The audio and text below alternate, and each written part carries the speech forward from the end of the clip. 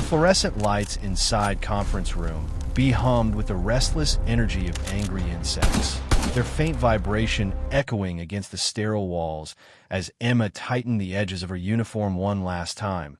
6 long years of service had led her to this room, years filled with sweat and sacrifice, nights at the range when others slept, and days carrying the weight of expectations. Today was supposed to be the moment she finally stepped into the dream that had burned in her mind since her first day of training, the dream of wearing the badge of an elite sniper. In her hands rested a worn folder. Inside it were her perfect shooting scores, recommendations from commanders who had watched her carve history at the range, evaluations that confirmed her resilience under pressure, and commendations earned in combat zones where hesitation meant death. All of it represented not just her skill, but her unwavering belief that she was born for this path. The file felt heavy in her hands, as if it carried every sacrifice she had made, every friendship lost, every family gathering missed, because the mission had called louder than her own heart. "Next," barked Colonel Robert without lifting his eyes from a stack of forms, his voice clipped and sharp like a blade drawn in haste. Emma walked in, her boots striking against polished concrete with precision. 5 officers sat at the table in a row, their pens scratching paper without emotion, their faces masks of disinterest. Behind them hung a flag that sagged lifelessly in the corner, a symbol of the very country she had bled for. She stood tall and still, her hands fixed at her sides, her gaze locked forward with the discipline carved into her bones. Staff Sergeant Emma, reporting for Sniper Program Evaluation. Her voice carried across the silent room. Yet the silence pressed back harder. Colonel Robert finally raised his head, his eyes scanning her as though she were a piece of equipment he doubted could function. To his left sat Major Daniel, whose own son had been ushered into the very same program despite weaker scores and poor evaluations. Nepotism draped the room like a shadow. Captain Sophia thumbed lazily through the folder, her interest barely more than a flicker, while Lieutenant John stared at the wall as if Emma was nothing more than a passing shadow. Robert's words came heavy with pretense. "Your scores are adequate." The word adequate fell like a hammer against her chest. She had carried home trophies of marksmanship from every corner of her career. She had shattered records and outshot every man beside her. She had hit targets at distances where wind itself mocked shooters, and still the word adequate was hurled like an insult. She held steady, her jaw tightening against the weight of frustration boiling inside. "The sniper program requires more than just aim," Robert continued, leaning back as if his chair itself was his throne. "It demands a particular temperament, a mind shaped for patience and instinct, and we do not believe you carry it." Emma wanted to protest. Her evaluation spoke otherwise. She had proven control under fire, calm under duress, precision under chaos. But Major Daniel interrupted, his tone already closing the chapter on her dream. "The decision is final. You are reassigned to convoy. Logistics effective immediately. Your skills will serve better in supply and transport." The stamp hit her file with cruel finality, denied in bold red. The sound cracked through the room like a rifle shot. She was dismissed, no further discussion, no chance to appeal. As she turned to leave, she heard Robert mutter to Daniel, "Morrison's boy begins sniper school next month. Now there's a soldier with real instincts." Emma's heart clenched. Morrison's boy, the same man who failed evaluations, who barely managed a passing score at the range, who had connections instead of skill. The golden child chosen for a crown that Emma had earned with her blood. She walked the corridor with steps measured and spine unbroken. But inside her chest burned a storm. Not a fire of wild anger, but a focused flame of defiance. They had underestimated her, pushed her aside, dismissed her as disposable. But this would not be the end. In her barracks, she stared at the trophies lined neatly on her shelf, each one a story carved from discipline. Nights spent perfecting her breathing rhythm until it merged with the silence. Days spent studying bullet paths and wind. Charts under the dim glow of a flashlight. She picked up her favorite trophy, its weight reminding her of the truth they could not erase. Tomorrow she would report to convoy logistics, a path chosen for her by men who never cared to see her potential. But Emma knew this was not her ending. Every rejection is only a bend in the road. Every denial a spar for something greater. They thought they had closed her story, yet in reality they had only written the prologue. What came next would prove them wrong in ways they could never imagine. The sun of Afghanistan was merciless, beating down like a hammer upon steel. The air shimmered above the Rocky Mountains where the convoy of Humvees snaked along a narrow pass. For vehicles heavy with supplies, their diesel engines growling against the silence of the land. Emma sat tense in the second truck, body armor weighing against her chest. M4 clutched close as her eyes scanned the ridges towering above like ancient stone guardians. Convoy logistics sounded like a safe assignment when written in a report, but Emma had already learned the cruel truth. Routine supply run was military code for pray that you make it back alive. 3 weeks into this reassignment, Emma had seen the fragility of every trip.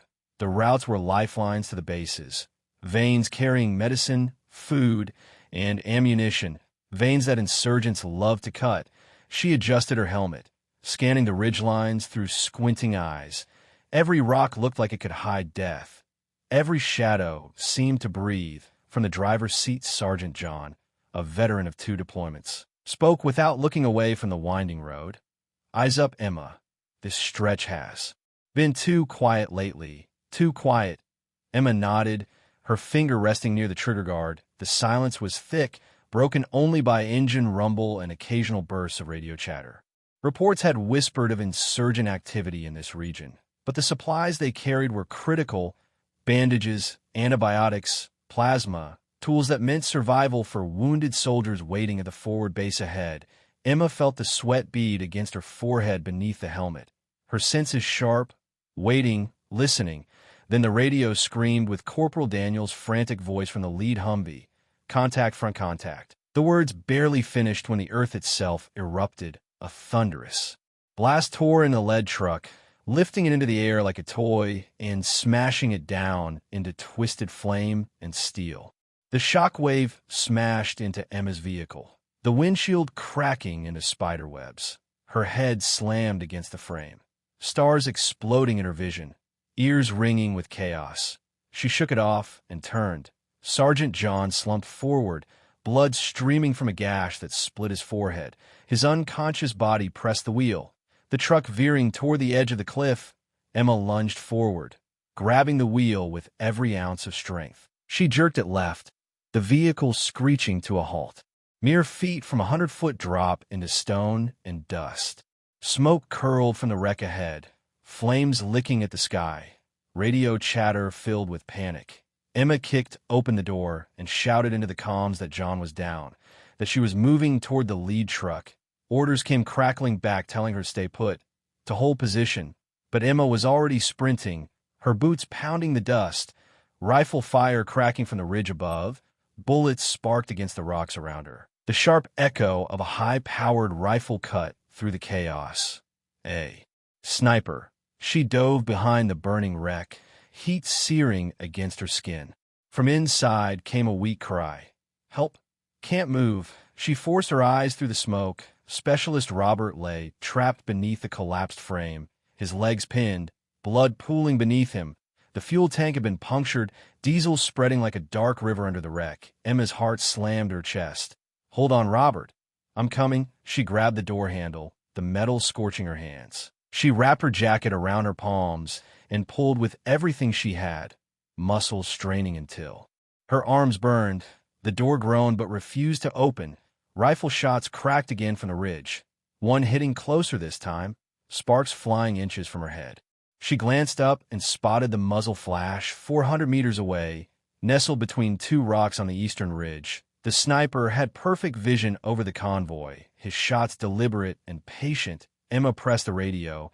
"Target on the eastern ridge, 400 meters, Twin Rocks. Do you see him?" Voices came back tense and desperate, asking if she could engage. Emma looked at her M4, the weapon built for close range. "Not for this, not for a sniper concealed across the ridge. Negative," she muttered, the words bitter as ash. A shot cracked and Robert's voice went silent. Emma froze, back pressed against the burning steel. The sniper above had ended him with precision. Emma clenched her jaw until it ached, fury rising with helplessness, her hands trembling against the rifle. She had spotted the shooter, called the range, done everything right, but without the weapon, without the training she had been denied, she was powerless. The enemy held the high ground, hunting them like prey. The convoy was trapped. Hours later, the fire still burned in her chest as the soldiers gathered in a makeshift chapel built from a shipping container. A wooden cross nailed at one end. Specialist Robert's boots, rifle, and helmet stood arranged upon a table draped with a flag. Captain John read scripture in a weary voice, the words speaking of valleys and shadows. Emma sat rigid, staring at the empty boots, each second pressing guilt deeper into her chest. She had been close enough to hear his voice, close enough to see his fear, yet not close enough to save him.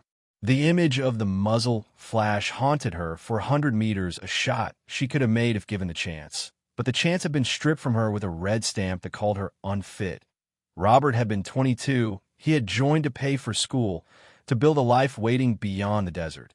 And now he lay in silence, because Emma had been placed in logistics instead of where she belonged.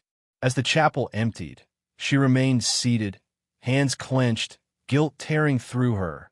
A voice broke the silence, rough and worn like stones scraped by years of wind. "You did everything you could." Emma turned. A man stood behind her, older, silver hair, pale eyes that seemed to carry the memory of too many battles. His clothes simple, civilian contractor gear, but his presence undeniable. He extended a hand. "Michael. Most call me Ghost. I saw what happened." Emma's breath caught. The name stirred whispers she had read in old manuals. A sniper whose record stretched farther than belief. A legend who had walked away from the army with more confirmed kills than anyone before. Michael looked at her with the steady gaze of a predator who had seen too much. "You spotted that shooter before anyone else did. For 100 meters, Twin Rocks, range estimation perfect, and you called it out under fire. That takes skill." Emma's voice cracked with frustration. "It did no good. Robert is dead." Michael studied her long, then nodded. "I have watched you since you arrived, morning after morning at the range, working with rifles borrowed from whoever would lend. Your form perfect, your discipline sharp, but what you lack is not talent. It is a teacher." Emma's chest rose with a mix of disbelief and desperate hope. "What are you saying?" Michael leaned closer, his words low. "Tomorrow, dawn, meet me at the old ammunition bunker. Bring whatever rifle you can get, enough round for the day. If you're serious about being what they told you could not be, I will teach you everything they refused to."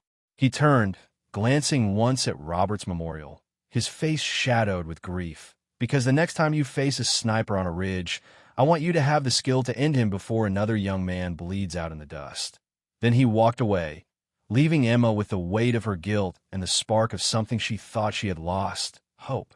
That night she lay awake, staring at the ceiling, her hands still aching from the weight of doors she could not pull open, her mind replaying the muzzle flash and Robert's fading voice. Tomorrow at dawn, she would meet Michael. Tomorrow she would begin again. The night surrendered to the faint gray of pre-dawn. The mountains stretched against the sky like jagged shadows, the air cold and still. Emma moved silently toward the old ammunition bunker at the edge of the base. The rifle slung across her back, a borrowed M24. The rucksack heavy with rounds. Her heart steady but her thoughts racing. She wondered if Michael would even be there, or if she had misunderstood. But when she reached the bunker, he was waiting. Michael sat motionless on a cracked concrete barrier, his frame blending with the darkness, as if he had grown from the shadows themselves. When Emma approached, his pale eyes glinted. "You are late. 3 minutes." She hesitated, apologizing with a breath. He shook his head. 3 minutes late in this world means your target has already vanished, your shot is wasted, and the mission has failed. Punctuality for a sniper is survival. The training began with no ceremony. Michael led her into the open desert, a line of makeshift targets set up against the rising sun. His voice calm, yet sharp as steel. "The rifle is only half the weapon. The other half is you." He taught her to watch the grass bend and the dust swirl, to read the language of the wind as if it were a book written only for marksmen. He explained bullet drop through landmarks and shadows, how the earth itself pulls on shot, how time, distance, air, and heat bend. A bullet's path. Emma fired again and again, her shoulder aching from recoil, each shot echoing across the barren land. Michael stood silent behind her, only speaking to correct her breathing, slower, more controlled. Let your heart calm until it ticks like a clock, until the beat itself becomes part of your aim. Hours passed, the sun crept over the horizon, and sweat soaked through her uniform. By mid-morning, she had fired more than 200 rounds, her muscles screaming, her focus sharpened beyond exhaustion. Better, Michael muttered as her bullets began to strike the 600-meter targets with precision. But know this, a sniper is not measured only by how they shoot. Half of the craft is knowing when not to pull the trigger, when patience is more deadly than a bullet. Emma listened, absorbing each word. She realized he was not just teaching her to fire a weapon, he was teaching her to think differently, to see the battlefield as a living thing, to move through it not as prey, but as hunter. The sharp blare of sirens shattered their session.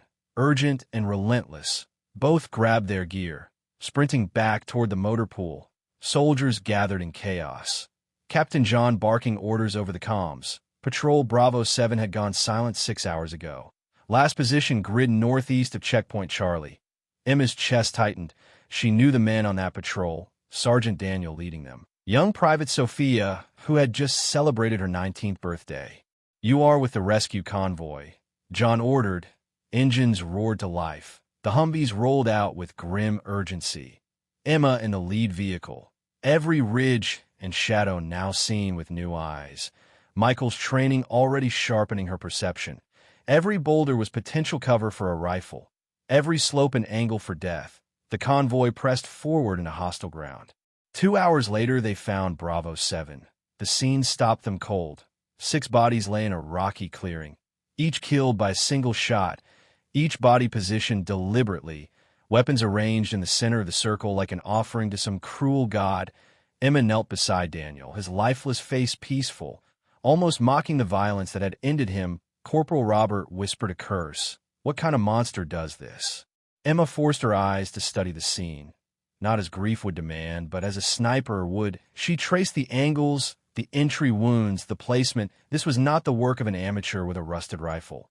This was a professional, each shot exact, each body arranged to send a message. Captain John looked uneasy as she explained, "Sir, this was deliberate, calculated. We're facing someone who wants us to see his skill." At her side, Michael appeared with the quiet certainty of a man who had seen too many scenes like this. His jaw clenched as he muttered, "The Phantom." Emma froze. The name whispered across the base for months. An enemy sniper who haunted the mountains. A ghost of the other side. Locals claimed he was responsible for 20 confirmed kills. Michael's voice grew low. But this is the first time he has made it personal. Emma's stomach churned as she stared at the circle of bodies. She felt the weight of unseen eyes watching from the hills. She understood the truth. Somewhere in those ridges lurked a predator more skilled than any they had faced, and he had already marked them as prey. That night the intelligence briefing dripped with dread. The officers gathered under fluorescent light. The air heavy with fear. Intercepted communications suggested a large-scale assault on the base within 48 hours. 60 to 80 insurgents. But worse, the Phantom had been systematically eliminating the key soldiers. Sergeant Daniel, the best squad leader. Corporal Sophia, the communications link. Private Robert training as medic.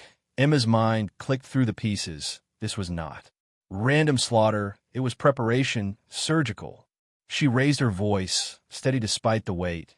Has anyone considered that the Phantom is not just killing but coordinating, that he is clearing the way for an attack? Silence filled the room. Captain John paled. Yes, that is exactly what we fear.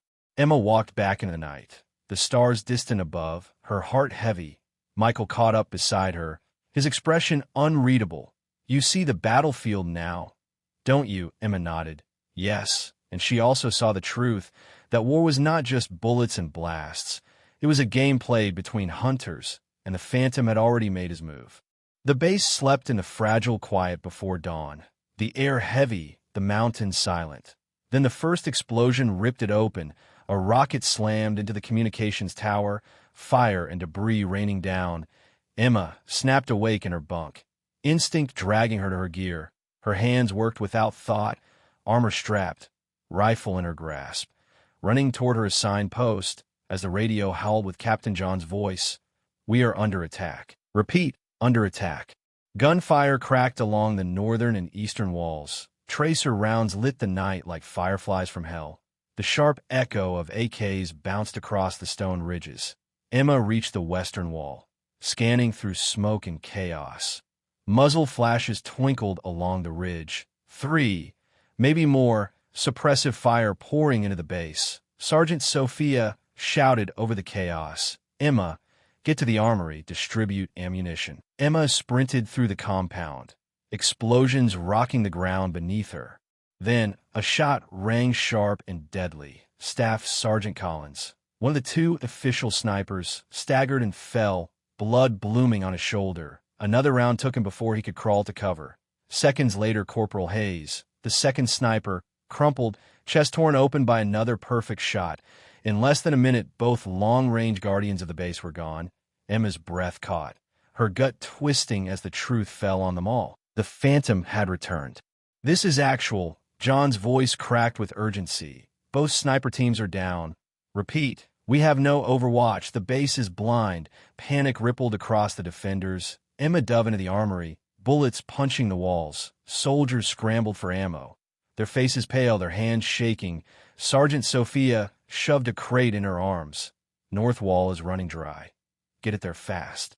Emma hesitated by a narrow window, peering out into the black. There it was, a flash, distant cold, 800 meters away. The Phantom had chosen his nest with perfection. High ground, multiple escape routes, his field of fire blanketing the compound. Emma's stomach sank, every defender exposed, his shots relentless, methodical. They could not move, could not fight. They were being executed piece by piece. Private Daniel's voice cracked. "We are pinned. He is killing us. Where are our snipers?" Sophia shouted in her comms. But John's grim answer came back. "Both are gone. We are helpless." Emma's mind sharpened, ghost lessons pounding her chest. A sniper sees what others cannot. A sniper changes the battle by claiming the high ground. She turned to Sophia, her voice steady though her blood roared, "I need a sniper rifle." The room froze, soldiers staring, disbelief in their eyes. Sophia's gaze hard. "You are not qualified." Emma met her eyes, calm but fierce. "Collins' rifle is still on the north tower. Someone needs to use it, or we will all be dead in minutes." The silence thickened. Another explosion rocked the base, fire blooming from the motor pool, screams carrying through the smoke. Emma's voice cut through. "How many more must die while we follow rules that mean nothing in this moment?" Sophia's jaw tightened. His hand moved to the rack. He lifted the M24, its weight heavy with authority, pressing it into Emma's arms. "I never saw you take this," he muttered. "And if anyone asks, you acted on my orders." Emma slung the rifle across her shoulder, grabbed the ammo, her chest rising with determination. Sophia caught her arm as she turned, his voice low. "He has killed 2 trained snipers already tonight. He believes these mountains belong to him. Show him he is wrong." Emma ran through the fire and chaos, the communications tower rising ahead like a skeletal finger reaching to the sky. Her boots clanged against the ladder as she climbed, each rung bringing her closer to death or destiny. At the top, the body of Collins slumped cold against broken equipment, his rifle still in his hands. Emma paused only long enough to whisper a breath for him. Then she slid into prone position behind the low barrier. Through the scope, the world transformed. The battlefield stretched clear. Insurgents crawled forward under the Phantom's cover, dark figures darting between rocks. Less than 200 meters from the wall, Emma aligned her crosshairs, heart calm, breath steady. The first shot cracked. An insurgent carrying an RPG spun and fell, his weapon clattering useless into the dust. The sound of her rifle rolled across the night like a drumbeat of defiance. But her flash betrayed her. Seconds later, a supersonic round shattered the concrete where her head had been. Emma rolled, shifting position. Another bullet tore through the air. The Phantom had found her. Thus began the deadly duel, a dance across 800 meters of unforgiving mountain. Emma fired at the advancing ground force, then shifted positions as his return fire sought her. Each exchange revealed more of him, his timing, his angles, his discipline. He was good, frighteningly good. Contact, sniper in the tower. John's voice cracked over the radio. Emma's reply was sharp. Engage with the Phantom, keeping the assault force in check. She spotted movement on the eastern ridge, a glint of metal in the starlight. The Phantom repositioning. She tracked him through her scope, waiting, timing, then fired. The shot went wide. Sparks on stone, his return shot tearing into the equipment beside her. Blood trickled down her cheek where debris cut her skin. She muttered, "He is reading me." Staying a step ahead, this is not just shooting. This is war of the mind. She remembered Michael's words. Think like the predator, hunt the hunter. She turned her scope not to him, but to the ground force. Targeting the soldiers creeping close to the perimeter, one by one she dropped them, her shots clean, deliberate. The Phantom's rhythm broke. His fire faster, less precise, frustration creeping into his craft. Emma pressed on, forcing his choice, hunt her or protect his allies. Each insurgent she eliminated weakened him. She saw it in the way his shots stretched longer, revealing flashes of position, until finally he made his mistake, dawn creeping across the horizon. He shifted to a new perch 1,200 meters away, exposed against the brightening sky, still cloaked in distance, but visible to trained eyes. Emma whispered the calculation, 1,200 meters, wind 15 from northwest, bullet drop nearly 40 feet. One round left, no time to reload. She steadied her breath, slowed her pulse, the world narrowing into crosshairs. Her trigger squeezed smooth, precise. At the same instant his muzzle flashed, his bullet smashed concrete, stone and sparks biting her skin, but she never flinched. Her round cut the sky, a long arc fighting gravity, wind, distance, and doubt. Seconds stretched into eternity. Then through the scope she saw it, the Phantom silhouette jerk, then collapse. The ridge went silent. 47 seconds passed before the insurgent assault crumbled. Without his cover they broke, scattered, fire reduced to chaos. John's voice cracked with relief. The sniper is down. Push forward. Emma stayed prone, scope locked, waiting, ghost lesson echoing. Never assume your target is dead until you're certain. Minutes passed, no movement. Then Emma allowed herself to breathe. She had made the impossible shot. 1,200 meters in crosswinds, uphill, against the hunter who had haunted them for months. The base roared back to life, defenders surging forward, the enemy scattered and driven back into the hills. By sunrise the battle was won, but Emma knew her own fight had only begun. The battle was finished, yet the air still carried the smell of fire and dust. Emma climbed down the tower, her body shaking from the long strain, the rifle heavy across her back. Soldiers gathered as she stepped onto the ground, their eyes filled with awe and disbelief. Whispers followed her, words like impossible shot, savior of the base, legend. Sergeant Sophia pushed through the crowd, grabbing her shoulders, his voice raw. "That was the finest shooting I have ever seen. How in the name of everything did you make that shot?" Before Emma could speak, Captain John arrived, his face shadowed with exhaustion and something colder. Behind him came Colonel Robert, flown in on the first helicopter from the main base, his gaze sharp as ice, his voice cut through the gathered crowd.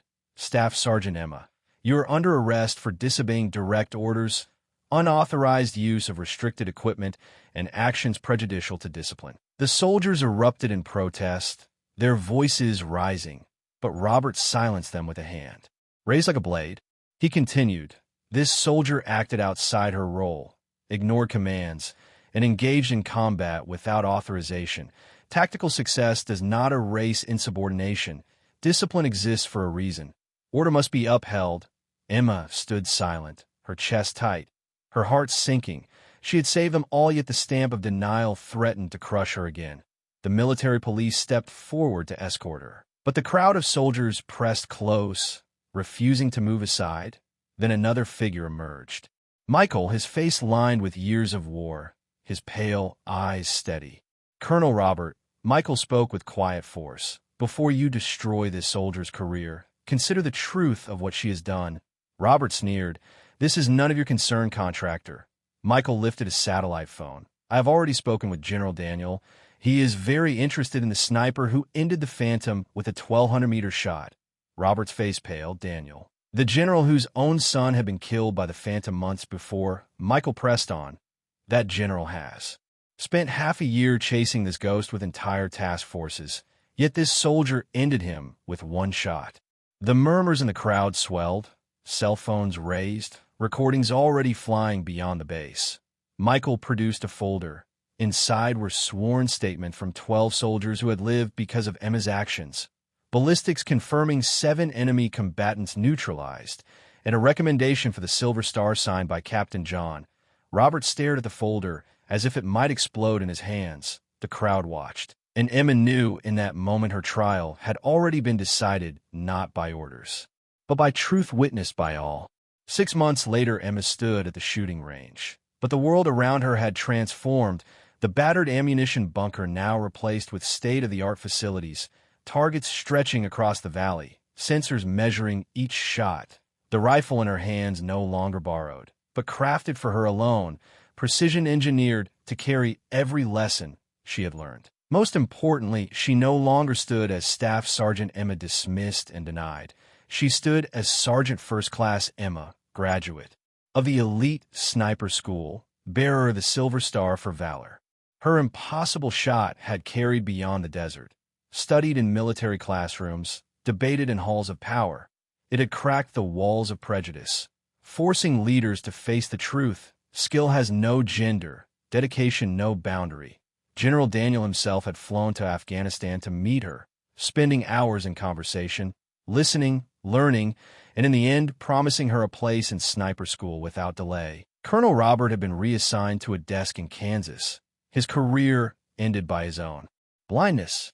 Michael approached her now with his silent stride, his presence as steady as ever, though his face bore deeper lines. Time and battle had etched themselves upon him. Ready for final evaluation, he asked. Emma nodded, laying behind her rifle. The target set 1,400 meters away, even farther than the Phantom shot. The wind rolled across the range, 12 from northwest, gusting to 15. She spoke her calculations with ease. Bullet dropped 42 inches at this range. Humidity 40%. Temperature 78 and rising. Michael's mouth curved into a rare smile. Then take your shot. Emma steadied, the chaos of the world fading, her breath slowing, her heart calming until only the target remained. She squeezed. The rifle bucked. 2.3 seconds stretched. Then the target shattered into dust. A perfect strike. Outstanding, Michael said, lowering his binoculars. You are ready. Emma exhaled. What for? Michael's expression grew sharp. To return to Afghanistan. Intelligence has confirmed 3 more enemy snipers operating in the region. Students of the Phantom who want to claim the shadow he left. They're calling for you. They know your name now. They call you La Fantasma, the ghost sniper who strikes at impossible ranges. Emma felt the rush of adrenaline, the call of the hunt. But this time she would not return as a logistics specialist fighting for scraps. She would return as a hunter with the full weight of her skill and authority. Then Michael handed her another folder, this one carrying a different kind of mission. The Army is building a new sniper training program, one designed for female candidates. They want you to shape it to teach, to open the door for those who will follow.